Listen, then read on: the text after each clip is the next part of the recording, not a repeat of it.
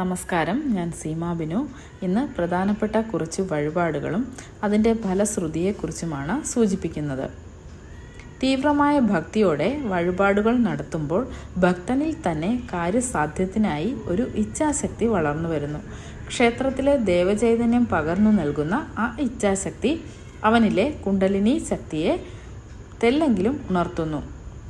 അത് ഉദ്ദിഷ്ടകാര്യസിദ്ധിക്ക് അവനെ സഹായിക്കുന്നു. ഇങ്ങനെയാണ് വഴിപാടുകൾ ഫലപ്രദമാകുന്നത്. പ്രധാനപ്പെട്ട കുറച്ച് വഴിപാടുകളെക്കുറിച്ച് ഇന്ന് സൂചിപ്പിക്കാം. പുഷ്പാഞ്ജലി ആയുരാരോഗ്യ സൗഖ്യത്തിന് വളരെ ഫലപ്രദമാകുന്നു. രക്തപുഷ്പാഞ്ജലി ശത്രുദോഷ ശമനം, അഭീഷ്ടസിദ്ധി എന്നിവയ്ക്ക് ഉത്തമമാകുന്നു. സ്വയംവരാർച്ചന, കുങ്കുമാർച്ചന ഇത് രണ്ടും മംഗല്യസിദ്ധിക്ക് വളരെ വിശേഷപ്പെട്ടതാകുന്നു. സഹസ്രനാമാർച്ചന ഐശ്വര്യത്തിന് ഉത്തമമാകുന്നു. ഭഗവതി സേവ ദുരിത നിവാരണത്തിന് ഉത്തമമാകുന്നു. നെയ്വിളക്ക് നേത്രരോഗ ശമനത്തിനും അഭീഷ്ടസിദ്ധിക്കും. എണ്ണവിളക്ക് വാതരോഗ ശമനത്തിന് ഉത്തമമാകുന്നു. നീരാജന വിളക്ക് ശനിദോഷത്തിന് പരിഹാരമാകുന്നു. ചന്ദനം ചാർത്തൽ ഉഷ്ണരോഗ ശമനത്തിനും ചർമ്മരോഗ ശമനത്തിനും അഭീഷ്ടസിദ്ധിക്കും വളരെ വിശേഷപ്പെട്ടതാകുന്നു.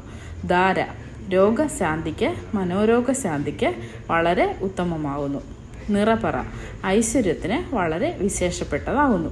അന്നദാനം ഐശ്വര്യത്തിനും ദാരിദ്ര്യ ദുഃഖ ശമനത്തിനും വളരെ വിശേഷപ്പെട്ടതാകുന്നു. നിറമാല അഭീഷ്ട സിദ്ധിക്ക് വളരെ ഉത്തമമാകുന്നു. ചുറ്റുവിളക്ക് മനഃശാന്തിക്ക് വളരെ വിശേഷപ്പെട്ടതാകുന്നു. ഇത്രയും വഴിപാടുകളാണ് ഇന്നിവിടെ സൂചിപ്പിക്കുന്നത്. നന്ദി, നമസ്കാരം.